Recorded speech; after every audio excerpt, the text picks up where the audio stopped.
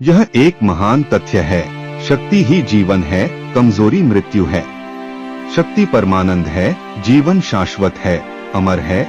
कमजोरी निरंतर तनाव और दुख है, कमजोरी मृत्यु है। वेदांत कहता है कि यह दुर्बलता है जो इस संसार में सभी दुखों का कारण है। दुख का एक कारण दुर्बलता है। हम दुर्बल होने के कारण दुखी हो जाते हैं। हम झूठ बोलते हैं, चोरी करते हैं, हत्या करते हैं और अन्य अपराध करते हैं क्योंकि हम कमजोर हैं। हम मरते हैं क्योंकि हम कमजोर हैं। जहाँ हमें कमजोर करने के लिए कुछ नहीं है, वहाँ न मृत्यु है और न ही दुख। हम भ्रम के कारण दुखी हैं। भ्रम छोड़ दो और सब कुछ गायब हो जाता है। शक्ति हमारे लिए शक्ति, हमें ताकत चाहिए। हमें ताकत कौन देगा? हमें कमजोर करने के लिए हजारों हैं और कहानियां तो काफी हो चुकी हैं। एक आदमी खड़ा होकर काम क्यों करता है? ताकत शक्ति अच्छाई है, कमजोरी पाप है। एकमात्र धर्म जो सिखाया जाना चाहिए वह है निर्भयता का धर्म। इस संसार में या धर्म की दुनिया में यह सत्य है कि भय ही पतन और पाप का निश्चित कारण है।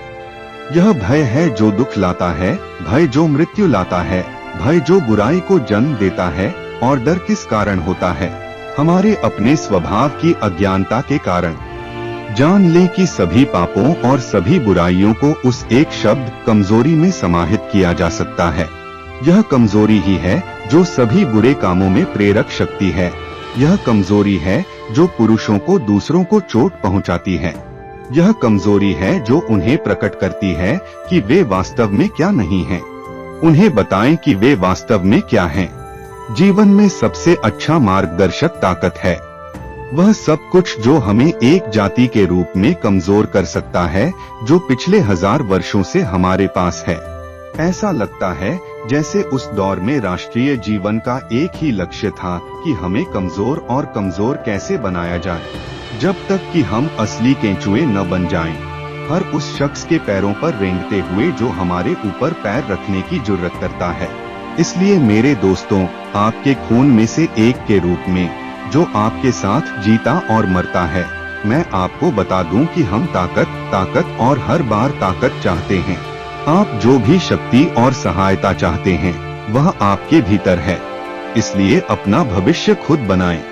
मृत अतीत को अपने मृतकों को दफनाने दो। अनंत भविष्य आपके सामने है। अनंत शक्ति ही धर्म और ईश्वर है। आप शुद्ध और सिद्ध हैं और जिसे आप पाप कहते हैं वह आपका नहीं है। पाप आत्माभिव्यक्ति की निम्न कोटि है। अपने आप को उच्च स्तर पर प्रकट करें। पुरुषों को बचपन से सिखाया जाता है कि वे कमजोर और पापी होते हैं। उन्हें सिखाएं कि वे सभी अमरता के गौरवशाली बच्चे हैं, यहाँ तक कि वे भी जो अभिव्यक्ति में सबसे कमजोर हैं। उनके मस्तिष्क में बचपन से ही सकारात्मक, मजबूत, मददगार विचार आने दें। अपने आप को इन विचारों के लिए खुला रखें, न कि कमजोर और लकवाग्रस्त करने वालों के लिए। अपने मन से कहो, मैं वह हूँ, मैं वह हूँ। इसे अपने मन में एक गीत की तरह दिन रात गूंजने दो और मृत्यु के समय घोषणा करो, मैं वह हूँ। वही सच्चाई है। संसार की अनंत शक्ति आपकी है। मैं अपने भाग्य के लिए जिम्मेदार हूँ। मैं अपने लिए अच्छाई लाने वाला हूँ, मैं बुराई लाने वाला हूँ। मैं पवित्र और धन्य हूँ।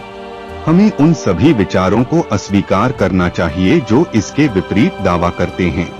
लक्ष्य तक पहुँचने का, अपने आप को बताने का और दूसरों को यह बताने का कि हम ईश्वर हैं, यही एकमात्र तरीका है। और जैसे जैसे हम इसे दोहराते जाते हैं, शक्ति आती जाती है।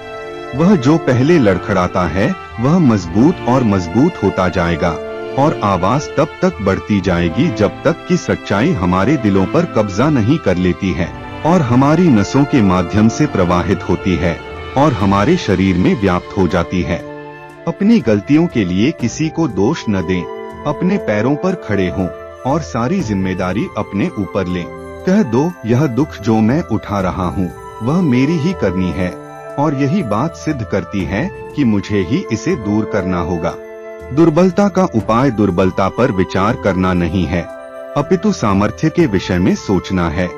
कभी ना कहो, कभी मत कहो, मैं नहीं कर सकता, क्योंकि तुम अनंत हो, यहाँ तक कि समय और स्थान भी आपकी प्रकृति की तुलना में कुछ भी नहीं है। आप कुछ भी और सब कुछ कर सकते हैं।